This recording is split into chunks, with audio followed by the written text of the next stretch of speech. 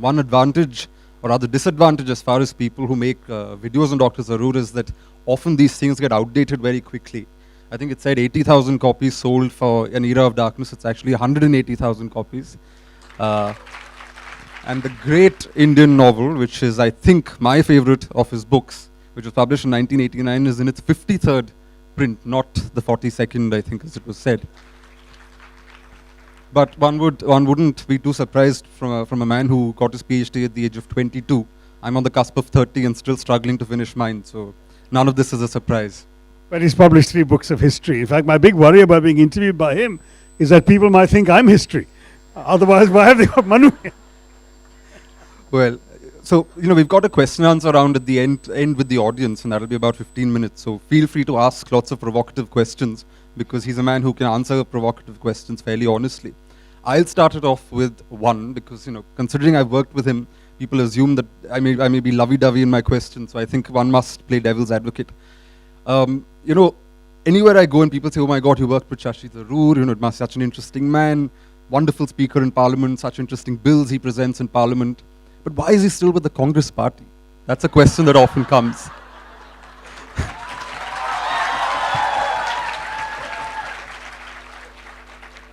Is there an answer? What really pins you to the Congress party? Why is it that you're very simply, as I explained just the other day in another one of my misunderstood comments, I didn't come into politics because it was my lifelong career. As you know, I had a totally different life as both a UN official and a writer till after my 50th birthday. But when I decided to come back to India, and I was offered an opportunity to enter politics by all the principal political parties in this country, I had no hesitation in making my choice, because for me, the reason to be in politics is as a vehicle to advance the ideas, principles, and values that I hold dear and that I want to see my country progress along. And for me, those ideas and principles have been very consistent over the years. You can read my books, including from the days when I was a staunch critic of the Congress party in my very early books, to the gradual awakening to the merits of Congress policies after 91's liberalization and the encroaching dangers of the Hindu Rashtra concept coming from the BJP. And those ideas very simply are that India, as the freedom struggle established it, must be a country for everybody, irrespective of their religion, their language, their region, their caste, that everyone has equal rights in our democracy and should feel equally at home and feel equally at stake in our country. And the second thing is that we should be a country that encourages growth and entrepreneurship, while at the same time being concerned about social justice for those marginalized and left behind. This is why I part company on both these principles from the principal alternative that was available to me at that time, and that was that of the BJP. Indeed, a former minister from the Vajpayee government called on me at my UN office in late 2006, soon after I'd stepped down from my unsuccessful race to be Secretary General, and said, we know that the Congress is going to offer you a seat, don't come to them, come to us. And I said, but you know my views. And he was very charming and attempted to be persuasive and said, but is there any political party with which you can agree on everything? You don't agree on some things with us, doesn't matter, we are still a meritocracy, we'll see your merit, etc. And though I was touched by that, I found it very difficult to swallow two of the political ideas of the BJP as they had manifested themselves up to then. The first was their emphasis on Hindutva, which became their official guiding ideology in the late 80s, and which essentially wanted to change our nation from a nation of everyone to a nation for one religion, a Hindu Rashtra. And that was impossible for me to accept because of my understanding of what the entire freedom movement was all about, and we can talk about that later if you like. And the second thing is they just conducted a campaign on the message of India shining without asking whom India was shining for. And my big worry about that is, I used to visit India every year. And by the way, growing up in India, I used to spend 2 months every year in my mother's village in Kerala, because that was my parents were themselves displaced Malayalis living in Bombay, Calcutta, and later Delhi. And for me, therefore, that was home rather than the place they imagined as their home, which was a village in Kerala. But nonetheless, they would drag us children along with them. And so I was very much exposed to seeing sort of grassroots rural development taking place with each successive visit. And that had also influenced my thinking. And I felt that the magic of the market will not appeal to those who cannot afford to enter the marketplace. That you need to give people a leg up before you can make them consumers in our brave new economy. And so I wanted this liberalization because I'd seen the limitations of the highly fettered economic system we'd had when I was growing up in India. But while I wanted that freed, I wanted the government also to care about those who were left out, the marginalized, the dispossessed, the vulnerable. And I didn't feel that the BJP government cared enough about them. So on both these grounds, if you like political ideology and economic philosophy, I felt I needed to be with the Congress party. Now you look around, what are the alternatives? Essentially regional parties. And I've always had a national and an international vision.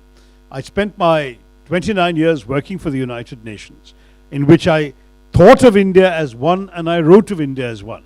I couldn't possibly reconcile that with being a member of a purely regional party.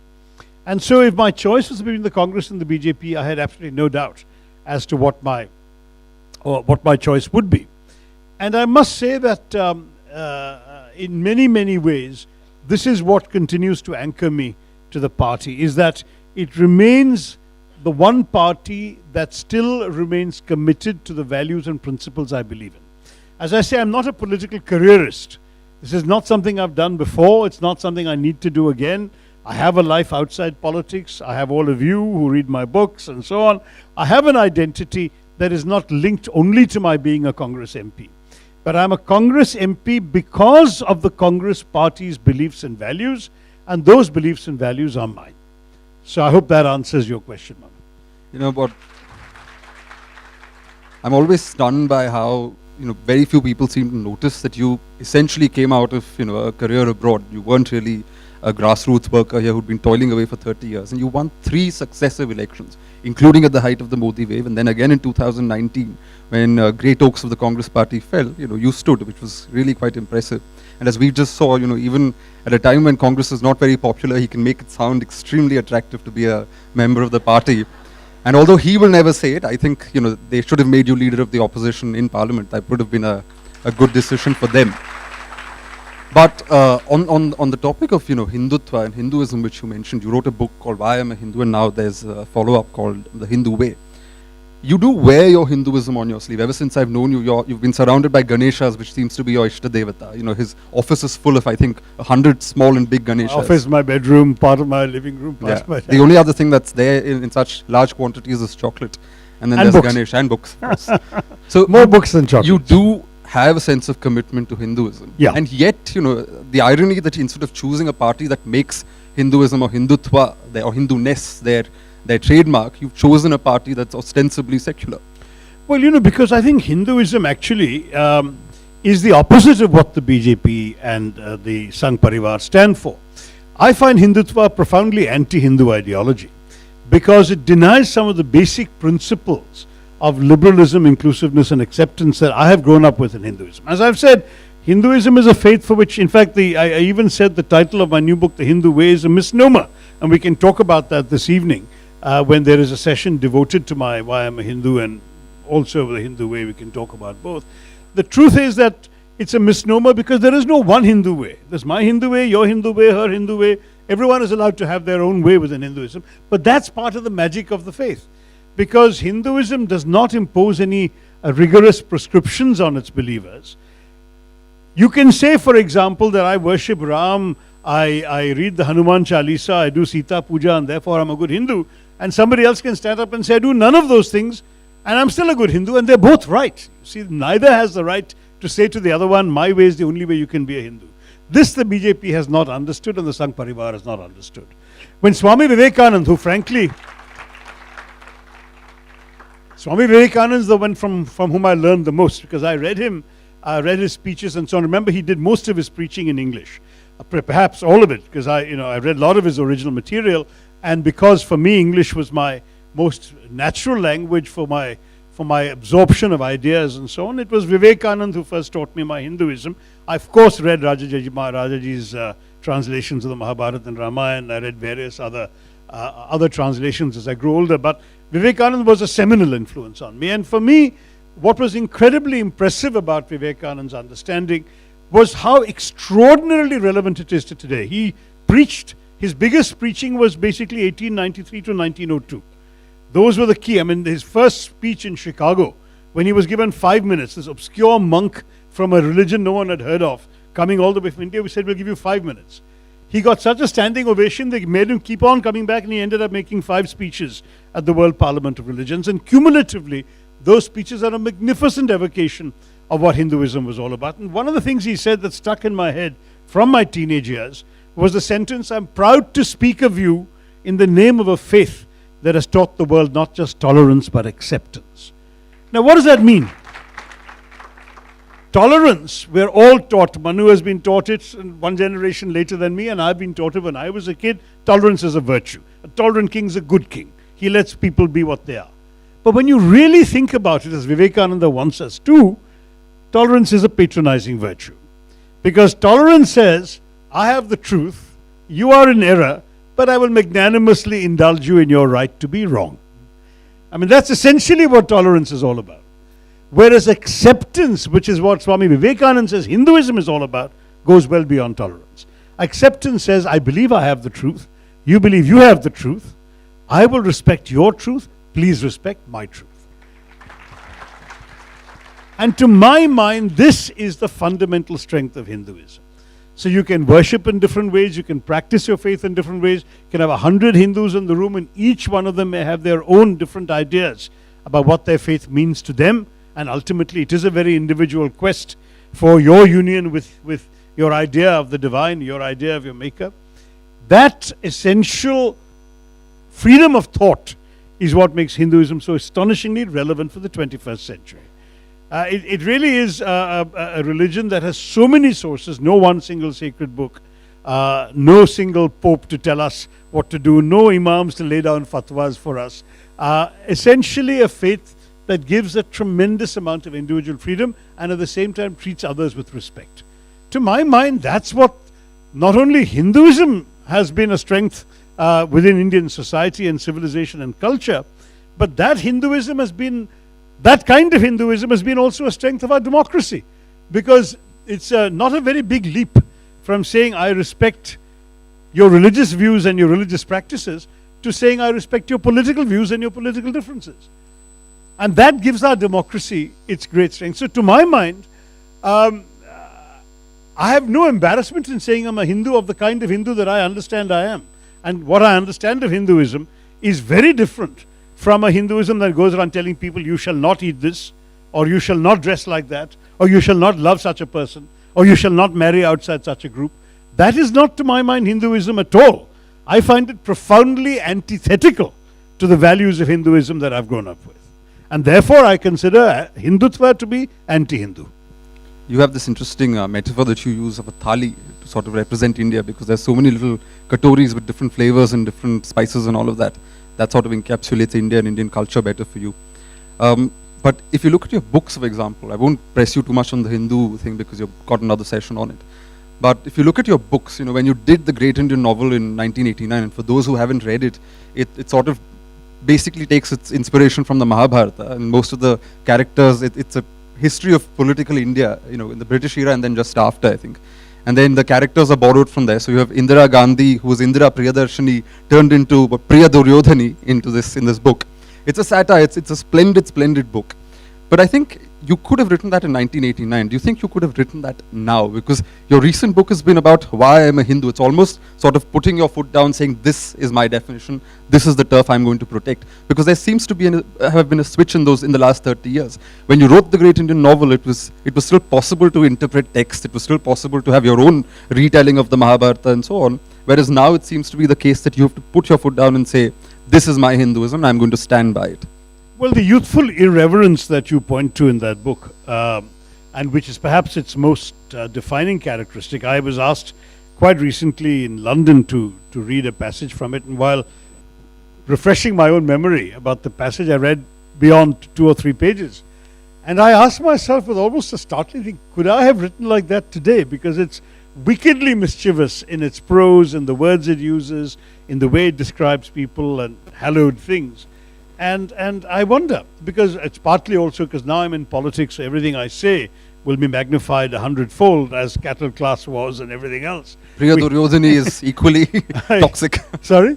Priya Duryodhani could equally prove to be toxic in the Congress. But what's even more troubling, I think, is that our society has changed in these 30 years. The reverence, the irreverence that was possible in 89 is less possible in a society where people are so much more prone to take offense than they have ever been. I mean, we are now the society where you can't make a film called Billu Baba because the Babas say that's offensive to them and you have to change the title. We are a society where Hussain, who has painted peacefully for 50 years, suddenly has his painting exhibition destroyed on the grounds that he was depicting Hindu goddesses in the nude. I mean, I don't know when they're going to destroy Khajuraho and Konarak and everything else as well. We have become a society that is not only thin-skinned, but which rushes to appease the offended. So anybody who wants to create Gadar, whether you are objecting to the shooting of Padmavati, whether you are, I mean, you name it. There have been so many examples, and I've given many in my book, in my books of recent years. The thin-skinned, or the ones who claim to be offended, are the ones whom even the state bends over backwards to comfort. So if enough people make a fuss, a book will be banned, a film will not be released, or the title will have to be changed. All of these things are happening. An exhibition will be closed down. A university will not give somebody a platform to speak. That wasn't the India in which I grew up, and it certainly wasn't the India for which I wrote the great Indian novel. I'm delighted when a young person who wasn't even born when that book was published comes up and says she's a fan or he's a fan, gets me to sign it.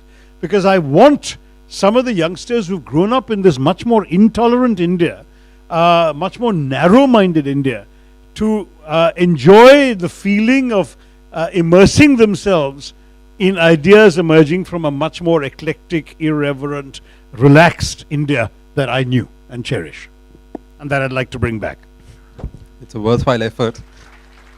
But you came into politics at a time when this thin-skin disease had just more or less started. People were starting to competitively outrage about anything and everything. And in the last 3 elections, this is, I'm asking not really in terms of your political experience, but having withstood 3 tough elections. First where you were seen as an outsider, the second and third time, and there was lots of mudslinging going on. When you first entered, you were like this pristine figure who nobody could say anything bad about. Everything was perfect, wonderful books, wonderful career in the UN and all of that. And then do you feel that the politics has somehow diminished, people's attempts to diminish you have sort of taken a toll on your personal well-being? Of course, Manu, and you've seen it at close quarters for part of that time. It's really been very hard because, when I was at the UN and publishing books in India that were well received, I would come to India every year, and often more than once a year, and I would be given an almost reverential treatment by the media. Every interview, whether it was print or TV, was by and large extremely kind, extremely adulatory, extremely generous. And suddenly what I would find, unfortunately, with entering into politics was almost as if a protective shield had been removed. Now I was a different kind of target, but what is more, I became more of a target than many others of my peers in politics. I mean, maybe peers is the wrong word, because everyone else of my age or my level in politics had been a familiar face in the political arena for longer, had learned how to work in that system. I hadn't. I was a new kid on the block.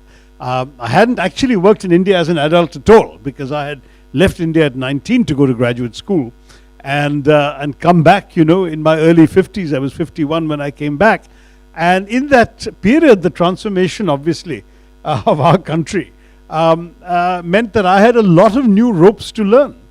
But I went through it with a series of Agni Parikshas, some of which still haven't quite ended. I think we're seeing a few more fierce flames that are being stoked by interested parties. You mentioned the mudslinging. it took all forms. In fact, at the last Pune festival, we talked about cattle class. I won't repeat that, but that was a classic example of something that has stuck to me, even though it did not mean what my detractors alleged it meant. And similarly, you mentioned the Great Indian Novel. In the last election, somebody dredged up 2 lines from the Great Indian Novel and converted them into an assault on Nair women, who are a very important vote bank for me in Trivandrum. And the BJP went to town on that. They conducted entire campaigns and printed fake translations of what I had said, and leaflets going all over the city. It was just an amazing character assassination attempt, which had nothing, of course, to do. And it was a dialogue that a character in the book actually says. It wasn't like you said this is what. Precisely. A dialogue by a character in a satirical novel published 30 years earlier was suddenly going to be the most important thing in deciding who should represent the people of Thiruvananthapuram in Parliament in 2019. But that kind of mudslinging has now become par for the course in our politics. And I've had to take a lot of it. I'm prepared to take some of it. In some ways, I suppose it's flattering that I'm such a favored target of the trolls. But after a while, you also begin to weary of it. I mean, there are obviously days for all of us when you say, why do I need this? My God, I had a life.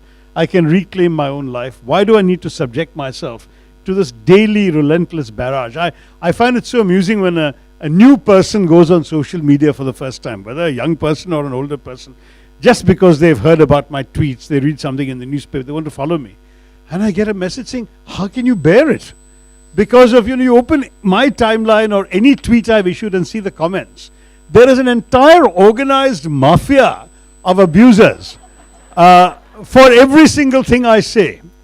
And they will do everything from accusing me of assault and murder to declaring me to be the latest reincarnation of Casanova, to various other sins in between. And this is daily, and not just daily, multiple times a day on anything I say in public. Now, initially, obviously, like a normal human being, I too was hurt.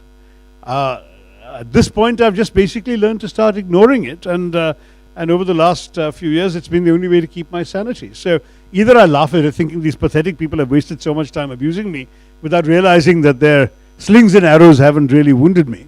And then there are, of course, the normal people like all of you here who get crowded out of the space. Because when I first came into social media, I would genuinely dialogue with real people all the time. I was constantly known for replying to queries. Query, by the way, cattle class was in the query I was asked, I was replying to it. I would reply to queries, reply to criticisms, give constructive answers when people challenge me, because for the most part I assumed I was dealing with real people. Now I don't have that incentive, because if I were to look randomly at even 5% of the messages addressed to me, 95% of those would be abusive. So how do you know who are the ones who really deserve a reply? And 3 or 4 times I have replied to people making a particular substantive political point, and my own fans have written to me saying, sir, why do you waste time on these trolls? Don't take them seriously, don't reply. So now I'm in this dilemma where, I'm a less social media person, because even when I reply, people who actually respect me don't want me to reply because I'm replying to these trolls. Anyway, it's a long rant which will stop now, but I just want to say you're right. It has been unpleasant, it has been difficult. In many ways, there's something about me that seems to be particularly ripe for distortion, misrepresentation, misquoting. So I'm constantly having to explain and account for things I never said or never quite said in the way it's been reported. But at the end, the whole old line about if you can't stand the heat, get out of the kitchen. I've taken the heat, I've taken the Agni, I'm still passing the Pariksha, at least 3 times, as you said. But how long I'm going to keep wanting to subject myself to it is something I'll have to decide from time to time. Good, we can always go back to your writing career and then, look forward to more books. But, it's not merely the things that are twisted. Sometimes, every season really you say something that upsets people either in your own party or people in the other party. For example, yesterday or day before you put out a tweet saying that whatever your disagreements with Mr. Modi's party here, when he goes abroad to America, he's going as India's Prime Minister. Which seems like a logical thing to say, but it seems to have upset a lot of liberals or, let's say, ultra-left people on Twitter. So too, within your party, sometimes when you say something like this, where you say the Modi government's done something that's good, people in your party say, how dare he, how could he, and so on and so forth. I mean, clearly you've developed enough of a thick skin to keep consistently defying what people expect of you in terms of loyalty. Look, my logic is very simple. Why am I in politics? It's because I believe I have something to offer, which comes out of my experience, my knowledge, my instincts, my values, my reading, whatever it may be. All of these together make me who I am. The one thing I can therefore bring to politics is my integrity, myself. Already with the anti-defection law, there are many occasions where I've been obliged to bite my tongue, because there's some things where I have to go along with the party, even if I don't agree with it, because that's the way the law requires it. Otherwise, you're expelled from Parliament. And having so many issues that I care about, I will not let any one issue result in my being kicked out of Parliament. Therefore, I keep silent when I don't agree with something. I don't lie to my public, so I don't express eloquent support for something I don't agree with. But when it's necessary to shut up, I shut up. However, on most other matters that, as you say, I sometimes am accused of speaking out of turn, I speak because I believe that what I'm saying is a valuable perspective and sometimes a necessary correction to the prevailing conventional wisdom. But is that a relatively lonely place to be? It is a lonely place to be because, frankly, our politics is now so polarized, and particularly because of the actions and choices of the ruling party, that as a result, people in our country are divided completely into black and white. There is no shade in between that is tolerated. I wrote an essay about this some years ago. In fact, in the Paradoxical Prime Minister, I have a version of that, where I talk about this whole medieval concept of Manichaeism, that the whole world is either good or evil. It's black or white. You just have to choose, and that's it. And a lot of our politics has come down to that now. And I don't believe it is. And I don't believe it is for one very simple reason. If Mr. Modi is Prime Minister, it's because you put him there. I mean, our political system, of course, does not require a full majority. He's there with 37% of the vote. But since we have the system we have, and it was good enough for us to honor every Prime Minister before, we have an obligation to respect the outcome of a democratic verdict. One of the comments I got was from a very well-known left-wing intellectual who said, "This makes me sick. If Hitler was the Prime Minister, would you want him to be respected?" But the point is, Hitler is not our Prime Minister. I mean, Hitler came to power once, then shut down the Parliament, the Reichstag, and arrested the leaders of all the parties and threw them in jail and stifled the free press and all of that and set up concentration camps. That hasn't happened in India. Oh, it hasn't happened yet. And therefore, it's very, very important. It's very important for us not to see things so simply in black and white. I think that Mr. Modi, whether we like his politics or not, and I think you all know that I disagree profoundly with many things he stands for and says and does, or that allows to be done in his party's name, nonetheless, he is a democratically elected Prime Minister of India, and as an Indian citizen, when he goes abroad, he's carrying my flag, and I want him and my flag to be respected, as I want any Indian Prime Minister to be respected abroad. That is not an unreasonable position to take. But just to play devil's advocate, the leftist counter would be that these are not ordinary times, in the sense that, you know, the ruling party's got the press kowtowing to them. The opposition is the one that's constantly hounded. Something happens and the, you know, big television anchors say, "Where's Rahul Gandhi?" as if he's the one in power. So there is a time where things are lopsided. The ground isn't a level playing field for everybody. There is a certain tilt in favor of the ruling party.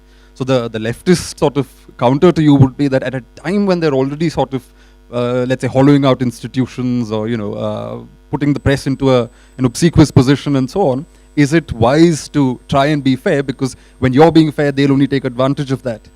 Two answers. Number one, every single thing you've said I've already pointed out. I pointed out in my speeches in Parliament, where I would argue I was the most frequent critic of the government, and I opposed 17 bills. I initiated opposition to 17 bills they brought, and I spoke over 50 times in this one session. I have written a 500-page, very passionate critique of all these failings. Hollowing out institutions was my phrase. The paradoxical Prime Minister, which was not, I think, mentioned. Oh, it was mentioned in the audiovisual, so you saw the picture of the cover. I believe that there are some very serious, alarming trends in this country, and I'm proud of having been there to point them out as they were happening. And one day, you know, if we all disappear into jails and prison cells, let the record show that at no point did I have any illusions about what was being done by this government to our democratic freedoms and to our country. At the same time, as I said, he is there at the result of a democratic process. And what I am showing is not only respect for the institution of Prime Minister, which is an institutional respect, but I'm also showing respect for the Indian voter, who in his or her own judgment has seen fit to entrust with this individual that job of Prime Minister. And to my mind, if I and the Congress party wish to come back, we are not going to come back only preaching to the converted, only energizing and inspiring the true blue Congress workers and believers, which is what the left wants us to do. They want us to only condemn everything Modi does, always be a fierce opposition. And my point is, if we realize that we did that for 5 years and we went from 19% to 19%, whereas the BJP went from 31 to 37, clearly people in this country, or some people in this country, clearly think there's something about the BJP's message and Mr. Modi that appeals to them. If we don't engage with them and make a serious effort to bring them back to us, how will we ever come to power to rectify what our friends that you refer to see as such a major mistake for our country? Now, they may well be right that it's a major mistake, but I may also be right that tactically my approach has far more credibility, because the people who applauded here when I said what I said, they're the ones who will listen to me when I tell them why Mr. Modi is dangerous. Whereas the people who are just sick and tired of my constantly attacking Mr. Modi, even when he goes abroad to a foreign country and protesters are insulting him, if I were to join them, then why should these people listen to me? They voted for Mr. Modi and they want to see me engage with Mr. Modi and his flaws. So this is, to my mind, a question of our own credibility as Democrats, as well as respect for institutions and respect for the voters.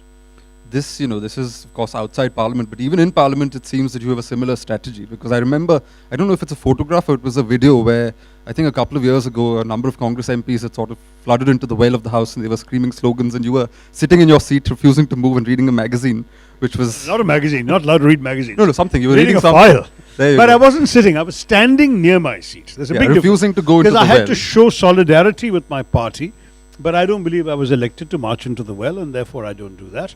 I just think that our culture, I remember, before I came into politics, soon after I left the UN, or in fact within months after leaving the UN, the then Speaker Somnath Chatterjee conducted a consultation of a dozen so-called eminent citizens. I think in the end 8 or 10 of us came. I don't know what made me an eminent citizen, but I'm glad he thought me to be one, because it gave me a chance to rub shoulders with the likes of Mr. Narayan Murthy and Shyam Benegal, the filmmaker, and other eminent citizens who were there. And what he wanted to consult us on was, what do you as citizens of our society think of what's going in Parliament? And one of the things he was most despairing about was disruption. So I, in all innocence, said, but don't you have rules against disruption? Why can't you enforce those rules and throw these people out? Remember, I was not in parties or in politics at all. And he said, but that would be undemocratic. Until all the parties agree that we can do that, we can't do that. It used to happen back in the day. Back in the day, I still remember when I was a college student, seeing pictures of the burly Raj Narayan, who was a socialist MP and a former Pahalwan, being physically carried out by 4 marshals because he had stood up in a street and started shouting and saying something out of turn, and the speaker told him he was out of order. He still refused to sit down, so he said, take him out. And 4 marshals had to carry this huge guy and march him out of Parliament. That was the culture. But it's completely changed since, I'm sorry to say, the BJP came into opposition, because they have had a philosophy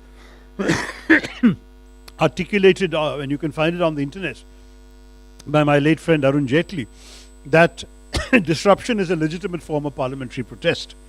And as a result, the disruption culture came in. And then when the Congress became opposition, they said, well, listen, the new golden rule, essentially, they didn't say it, I'm saying it. The new golden rule, you all went to missionary schools and heard the golden rule. Do unto others as you would have them do unto you. It's a very famous rule out of Christian ethics. Well, the new golden rule in Indian politics is do unto others what they have done unto you. So what the BJP did to the Congress started doing to the BJP. And I just felt that what we deplored and condemned and even shamed them for, we shouldn't be doing ourselves. But the perception in our politics is that this is what the public wants. The public wants to see Gadar in Parliament because it shows that the intensity of our convictions and beliefs. Whereas my argument is we ought to be arguing in Parliament because we have good critiques to offer. And that is a genuine difference of opinion I've had with successive parliamentary leaders in my party. So I don't want to be disloyal to my party. I don't walk out. There are some people who, like me, don't agree with this, so they quietly slip away when the disruption's going on. They go to the toilet or they go home. I don't do that. I stay to show my solidarity with my party, but I don't participate in going to the well or shouting. For many years, you advocated that when the Congress is at its lowest, it should use Parliament more constructively in order to get back in the game. But recently, when all the parliamentary committee chairman positions were allocated, for the first time in history, the External Affairs, the Foreign Affairs Committee wasn't given to an opposition MP, it was given to a BJP MP.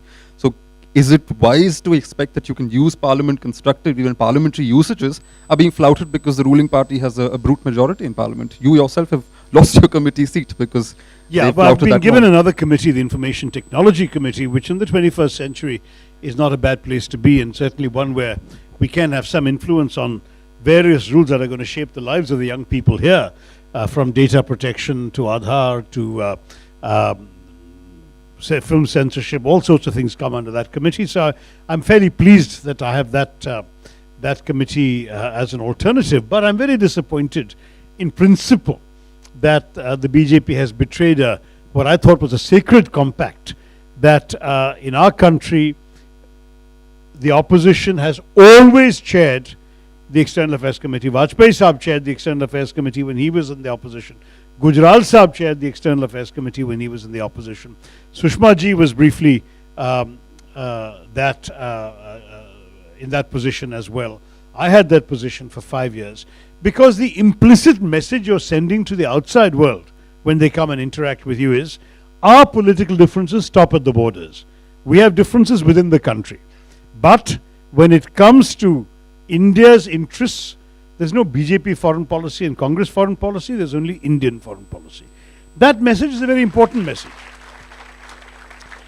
And it's because of my faith in that as recently as last week, I made it very clear to the media, in Hindi as well, that as far as the Pakistan attacks on India were concerned at the UN and elsewhere, that we were 100% with the government, because as far as I'm concerned, I have every right to criticize and attack the government for the shameful way in which they have treated the people of Kashmir and the elected leaders of Kashmir by taking the consent of the governor to be the consent of the state. In other words, taking their own consent since they appointed the governor.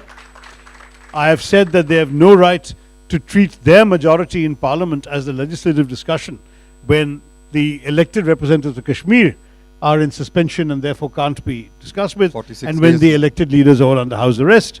All of these things I have criticized, and then for 47 days, as you said, no internet connection, no telephone connection. I asked in Parliament on August 6th, I said, when will a Kashmiri mother be able to take her child to school, knowing that if anything goes wrong, she can get a phone call and can come and retrieve her child? When will that's normalcy. When are you going to give us that normalcy? Schools are empty in Kashmir because there's no way that no parent is going to drop their child off in a school that may, in theory, be open when they can't even get a message from the school if something happens.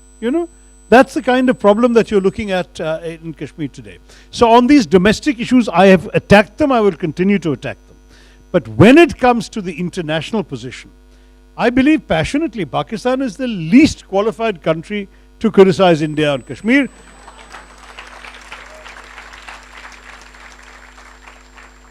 Not only because of their own abysmal record as a military-dominated state, but because they have actually done to their part of Kashmir already what they're accusing us of doing in ours today, or beginning to do today.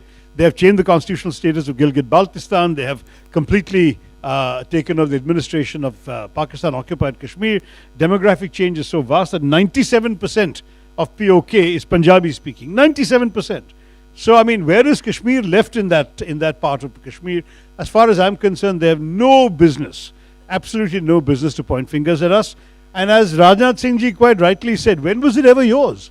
What gives you the right to sort of talk about Kashmir? So on that issue, I have zero sympathy for their kind of international critique. And indeed, it's all about they're trying to score international points. It's nothing to do with the well-being of the Kashmiri people. But I will speak for the well-being of the Kashmiri people as an Indian MP, an Indian citizen. I don't believe Indian citizens, and that's what the Kashmiris are, should be subjected to this kind of inhumane treatment. It's interesting you use Pakistan here because, you often also use Pakistan as an example of what we should never become. In fact, I think there was a case filed against you when you said that India should not become a Hindu version of Pakistan. would you like to explain? Yeah, I mean, because, by the way, that phrase Hindu Pakistan was first used by Jawaharlal Nehru. And Who's not very popular at the moment. it's still in 2019 standard 8 CBSE civics textbooks. As I discovered when the case was slapped against me, people on social media sent me pages from the civics textbook saying that this is, that India should not become a Hindu Pakistan. So I thought I was saying something that was practically catechism for the Congress party, and yet the Congress party spokesman rushed to say that he's speaking only for himself, So fine. I gave up the spokesmanship with great happiness because I wanted to speak only for myself on issues where, shall we say, some members of my party may be uncomfortable. I'm prepared to go forward and speak to the, if you like, the Nehruvian view, since that's what I'm constantly accused of doing. Because the Nehruvian view actually came out of the freedom struggle. What was our freedom struggle essentially divided upon? Our freedom struggle didn't divide on ideological grounds of Marxists versus capitalists or liberals versus socialists or whatever. It divided very simply on one principle. Is religion going to be the determinant of nationhood? And those who said yes, that was the idea of Pakistan, they created a country for people of one religion. And those who said no, included Mahatma Gandhi, Jawaharlal Nehru, Maulana Azad, Ambedkar, Rajendra Prasad, you name your people.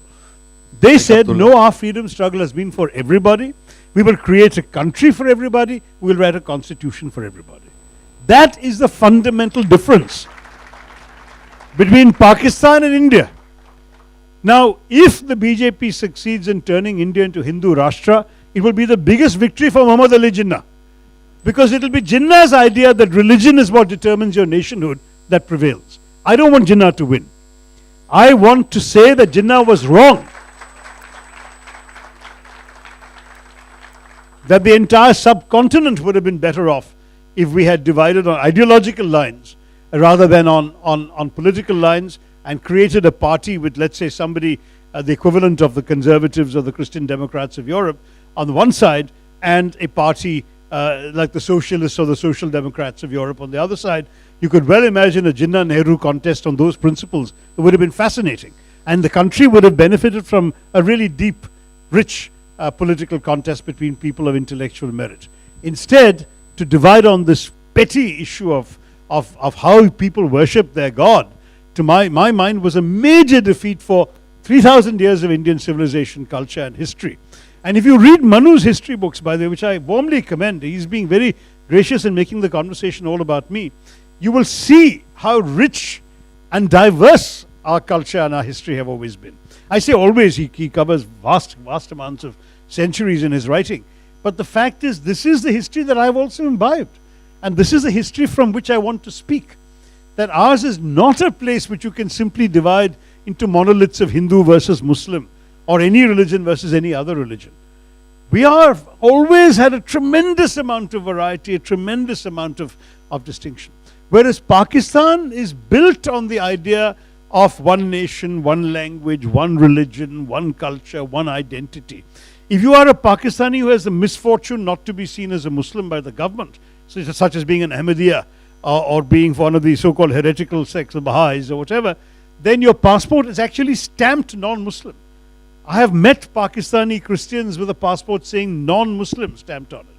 What a humiliation. Do you want the day to come when your Parsi friends or your Muslim friends in this country will have to carry an Indian passport stamped non-Hindu? I would be ashamed. I would be ashamed to carry such a... I mean, I would probably declare myself some sort of apostate, though Hinduism has no apostasy, in order to get that stamp myself. That the way the Danes wore the yellow star of Jews on their sleeves during the Nazi rule in the Second World War. We are not like that. We must not become like that. And as far as I'm concerned, Hinduism is not like that. Hinduism is a faith of great acceptance that cherishes and is enriched by the diversity of our culture. Let us never become a Hindu Pakistan. On the on Hindu gods, William Dalrymple was in town a couple of months ago, and he and Uday Kulkarni had gone outside Pune. Since we are in Pune, I'll just quickly relate this anecdote. They found this shrine somewhere in a village, and it turns out that this was where an English colonel had been hanged, and his head was cut off. The head was taken to a police station where it's worshipped. I mean, even now the police do their tantric. He's mentioned this in his book, The He's got it in his new book. Whereas where the body was found, they've actually got people come and worship there as though it's a Hindu god. They've given it a name, they've given it certain rituals. They've enshrined that as a Hindu god over there. So Hinduism can be pretty diverse in that sense, as you were saying. Okay, my final question before we throw it open for well, you know, the I've audience. mentioned in my book also there is actually a temple in South Arcot to a Muslim warrior who, in their story, was a guardian of Draupadi in the Mahabharata. Now, the Mahabharata was written when Islam didn't exist. But this is the way in which Hinduism has absorbed the existence of Islam in its midst. By saying, oh, this Muslim chap came and protected Draupadi, so we'll worship him. There's a Muslim Ramayana in Kerala as well, where there's a Muslim Ramayana in Kerala called the Mappala Ramayana, where when Shurpanakha goes to Ram saying, you know, I'd like to be with you, and Ram says, sorry, I'm married, can't. Shurpanakha turns around and says, but the Sharia says it's okay, you can take a second wife. So, you know, there's even a Muslim Ramayana that exists. Anyway, my final question. I wonder how that story ends, though. Sadly, the whole thing doesn't exist. They've only found fragments of it now. Oh, it's an oral tradition. So we don't know There's what an happens. alternative version to write, but you'll probably be torched immediately by I don't think I'm writing that anytime soon. I don't think any of us is. Okay, no, final question hardly because enough to we've do. got audience time starting soon, which is all this said and done. Where do you see yourself in 10 years and where do you see the country in 10 years? But I've never been able to answer that question. I'll be very honest. I at any stage of my life, I have never known. It's partially the uncertainty of UN postings and partially my own sense of perhaps vulnerability or flexibility or autonomy. I've never known. If people ask me what you're going to be doing 3 years down the road and where are you going to be doing it, I couldn't have given them a clear answer. All I will say is, whatever I do, I will be always engaged with the well-being of India. You know, I happen to be born in London. I've never taken or exercised my right to a British passport. I lived a long time in America. My children are there. I've never exercised the temptation on the basis of my long stay there to apply for a green card.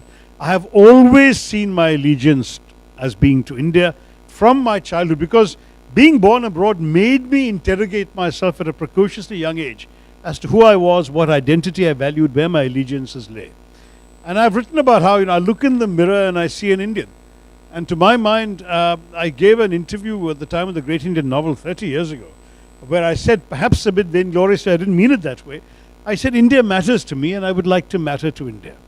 And that, of course, has only really become something I could put into practice in the last decade, when I came back full-time in the last 11 years and started actually serving the people of India. And I found that immensely satisfying and rewarding in many ways.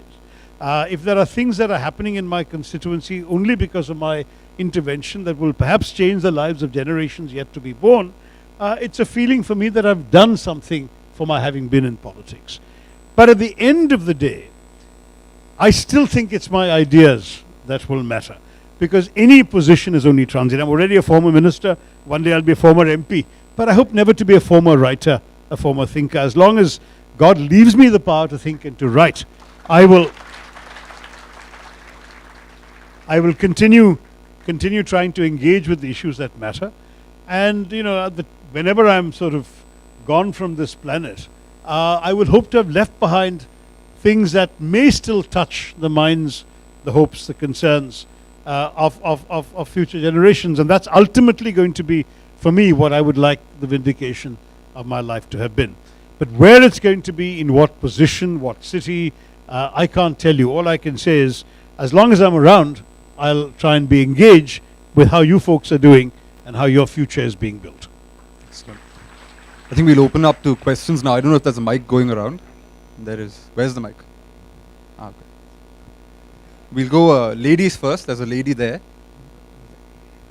First from me, sir. Oh, Oh, I thought he was a volunteer offering mics to people. He took it for himself. And then we'll come to Proactive, you. self-starter. Come on. The question is regarding the issue which you are handling just now. Your political career. Where do you see yourself in the Indian politics? As the president of Congress party, which we don't think so it will be possible, or say the chief minister of Kerala, maybe under the BJP. How do you see it? Am I allowed to say neither? No, listen, I genuinely believe that the best way to approach anything you do is to do what you're doing now well and let the consequences follow. To my mind, it's foolhardy to plan in politics because in any case, you propose, the voters dispose. Right now, I'm serving the party to the best of my ability in Parliament.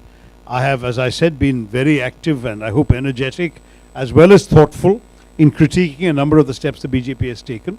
And outside Parliament, I've continued being active as chairman of the All India Professionals Congress, which is sort of my little boutique within the Congress party, where we are giving a platform to professionals, and I see many potential recruits right here who could look for a platform where they can influence the thinking of the Congress party through the Professionals Congress. That's something that I'm doing within the party. Beyond that, what opportunities may or may not arise will depend on unforeseeable circumstances. So I see absolutely no advantage in discussing them. When I've spoken about the future of the party, I've always spoken about a process, not a particular outcome. I've said have elections for the presidency, have elections for the working committee. Here's the suggested electoral college. The ICC expanded to include the PCC delegates, so about 10,000 people who are all party workers, but known identifiable party workers, election IDs, photos, mobile numbers, so you won't get fake voters. Let them choose the leadership. It'll be good for the party. And I stand by that. But that's about a process. I'm not even committing to being a contestant in any of these elections if they're held. I'm just saying, let us try and open up the democratic engagement within the party, and in the process, both energize the workers and inspire the voters. Whether I benefit from it or not is honestly secondary to me. What matters is that the party should benefit from having a process that will excite people. We have a lady there with a question. Hello, sir. It was pleasure hearing you, and welcome to Pune. Thank you. How much difference does it make to a writer when he gets associated with an ideology, that too in terms of politics? You know, it's a very, very good point. But in my case, my principles came before my politics. In other words, I have always been a liberal. I've always been a passionate believer in Indian pluralism. The thali metaphor that Manu quoted, I came up with in the 1980s. Okay. In my speeches and writings. As an Indian in America, explaining my country to Americans, I said, you call yourselves a melting pot. We're not. We're a thali. And I explained to them what a thali was. Okay. I said, we are actually a collection of different dishes in different bowls, which actually don't flow into each other because they are in different bowls. So they don't necessarily mix with the next ones on the thali. But they combine together on your palate to give you a satisfying meal. That is my metaphor of India. Right. Thank you so much. Very different from the melting pot of America where everything is put together and burned up into one. So those ideas of pluralism, value for diversity, a liberal inclusive Hindu faith, social justice, and finally, if you like, political liberalism, which means also treating people and accepting them for who they are and wanting them to be who they want to be. That is something, be and become who they want to be and become, as long as they don't harm others. That core political philosophy of liberalism has been mine, not only politically, but in my dealings with other people, including my staff and my friends and my social contacts. And therefore, all of that was fairly, because I came to politics late, I didn't acquire my ideology from a party. I chose a party that was close to my ideology. So anybody who didn't like my ideology or my thinking would have already gone away from my writing before I came into the Congress party. And those who understand why I'm in the Congress party will still read my writing because it's my writing. We'll take a couple of questions from him and then go to the back. Yeah. Hello, namaste sir. I just Namaste. want to ask one question. Like You'll have to hold the mic a bit closer to your mouth. Okay. I just want to ask one question. Like any person who is born as a Muslim or as a Christian or in any other religion, but following a Hindu way of life, would be considered as a Hindu or to the religion in which he is born? Very good question, because in fact there are more than one answer to that question. Many Hindus tell you that you can't convert to Hinduism. Therefore, if you're born something, you are what you are. Others tell you, no, you can. There are certain, this, for example, the Shuddhikaran ceremony that the Arya Samaj has invented, where you can actually go through certain practices and rituals and then get a certificate saying you're a Hindu, which other Hindus may or may not value. But I know, for example, at work, because I wrote an article once, many years ago, before coming into politics, decrying the fact that in some temples in India, particularly in my state of Kerala, non-Hindus are not allowed.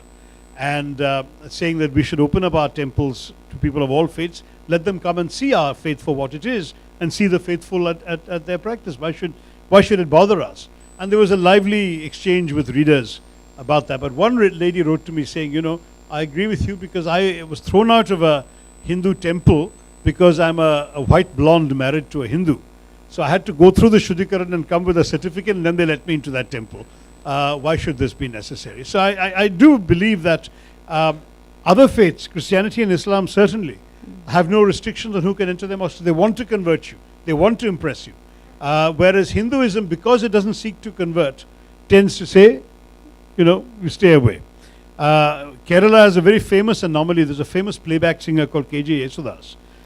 One of his greatest sort of oeuvre has been songs, devotional songs and bhajans to various gods worshipped in Kerala, including Krishna, Shiva, Shabri Mala Ayyappan, and so on. And for example, Lord Ayyappan in Shabrimala is actually put to bed every night to the song of a lullaby sung by Yesudas. But Yesudas is Christian. Yesudas, he's the servant of Jesus, right? So he's not allowed into many of these temples where Hindus are not allowed, while his music is being played inside for Hindu devotees to listen. Now this is kind of irony. But as far as I'm concerned, if he says, I want to come to a Hindu temple, he's the kind of person we should be grateful is coming to us, because he's shown his respect for our faith through his singing of our bhajan. You get my message? Yes. Yeah. Thank Okay, you. we'll So collect your question, and then the mic is to go to the back. So we have equal geographical representation. Hello, sir. You used the term faith as partially inclusive with the idea of Hinduism.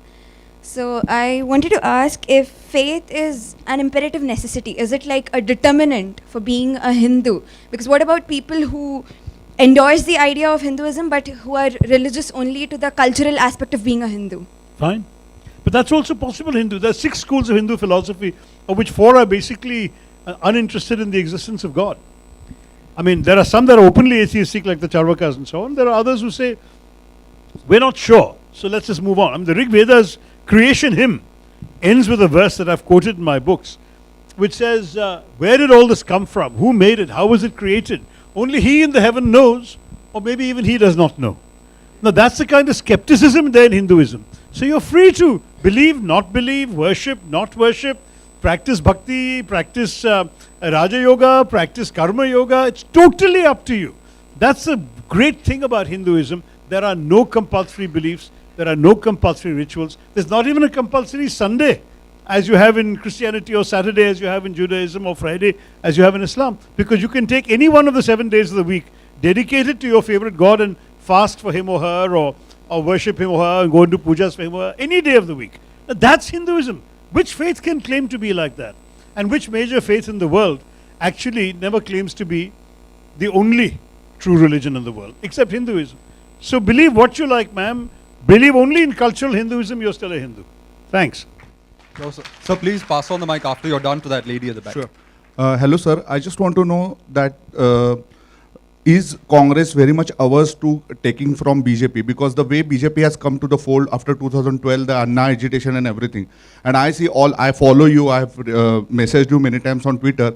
I see all the congressmen are busy on Twitter, and I don't see they are agitating outside, or they are doing some satyagraha movement the way Congress has come up. So have we lost, are congressmen interested to come back to the power is the question, because they have not left us any other choice to choose the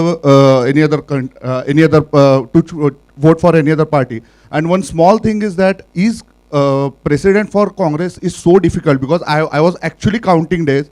We got World Cup, cricket got over, Wimbledon got over. There are multiple other small sports tournaments and everything got over, but we still didn't have the party president. Okay, just pass the mic to that lady there.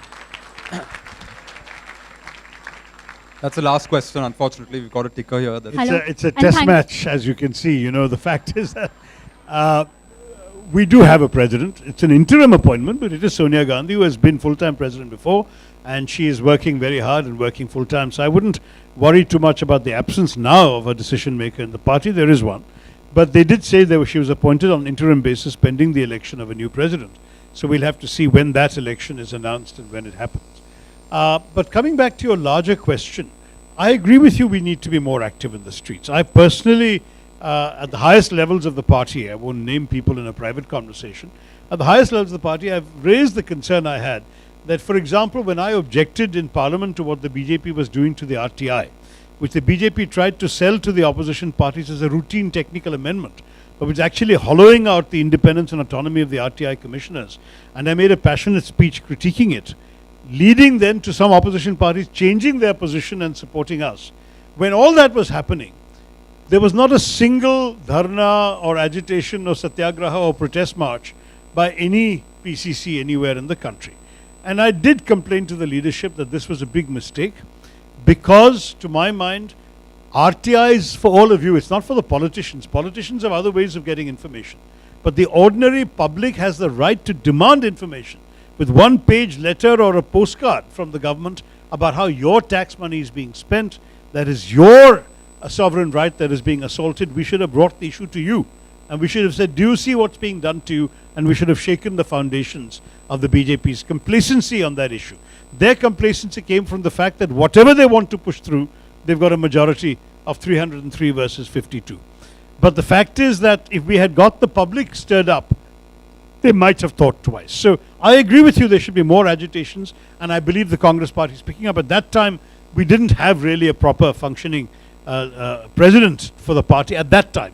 We do now, and already, for example, starting with Mahatma Gandhi's birthday, there's going to be a major campaign for the Gandhian values in this country. There's going to be the Congress party in the forefront, and I believe that we will be able to see more action in the streets, because fighting in parliament is very important to my mind. That's why we have a parliament and a democracy. But fighting on the streets, in the villages, on the TV sets, all that is also very, very important. We must do that. Okay, last question from the enthusiastic Hello, lady. and thank you, Manu, for giving me a chance. Throughout the session, I felt that you also strongly condemned the idea of binary opposites. But, seeing the current political situation, do you think Homi Ke Baba's third space have any space in the current... So whose third state? Homi Ke Baba. Aha.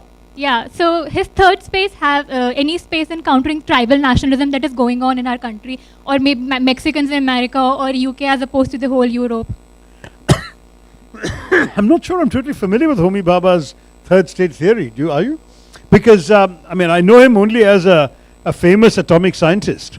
Oh, you're referring to Homi Baba, the scholar at Harvard, whom I've met? Oh my gosh, I see. Well, then I really have to read more of my friend. But all I can say is that as far as binary opposites versus other positions are concerned, in a country like India, where there's always so much of diversity, so much nuance, and frankly, where the scale of the numbers is so vast, it seems to me improbable that everything can be simply fitted into two categories. The very same people who argue that we can't have a two-party system in India, per se, because there are so many different identities and regional interests and linguistic or even sectional interests that need representation in the political space. Those same people talk about black and white. It doesn't make sense to me. If on the one hand you're saying that our country needs a Samajwadi and a BSP and a Trinamool and a Shiv Sena and a BJP and a DMK and an ADMK and a Congress and all of that, if you're saying all of this needs to exist, or here in Maharashtra it's in the NCP also, they all need to exist, then by the same logic, just having two boxes of black and white to put them into is not good enough. What we need to do is, definitely we should criticize. In fact, one of the criticisms that was made of Jairam Ramesh's comment, don't demonize Modi, was, but Modi is busy demonizing us. And the point is, we have to stand up and reject when he demonizes Nehru, or when the BJP tries to arrogate Sardar Patel, who actually banned the RSS and was quite critical of Hindutva. You have to understand that there is a very, very serious effort being made by people who were anti-Mahatma Gandhi at the time of the freedom struggle to arrogate Mahatma Gandhi for themselves. People who were anti the freedom struggle and collaborated with the British are now taking on the mantle of the Quit India movement and the independence struggle. You're going to see an orgy of self-celebration by the BJP when the 75th anniversary of our independence comes up. because they have absolutely no claim to that heritage, since their intellectual and political forebears were not part of the freedom struggle. They want to commandeer that for themselves. And I think it would be utter folly for us in the Congress to allow that to happen when we were the original party of nationalism. Our party infused the freedom struggle, and from the freedom struggle came the values that we have proudly defended for 7 decades of independent India. We need to ensure that people understand what we're celebrating when we celebrate independence. So, to my mind, all of these issues need to be taken up in the years ahead. And to do it, we will need to get nationalists to come with us. We'll have to get people who love our Indian army to come with us. We'll have to get people who consider themselves true blue Hindus to come with us. We'll have to get minorities to come with us. I don't think we can now just categorize ourselves in one simple way and say this is us and that's them, because some of those who have been voting for them need to come with us for us to be able to turn the tables. So no black and white for me for that reason. Thank you, sir. I think we're out of time for questions.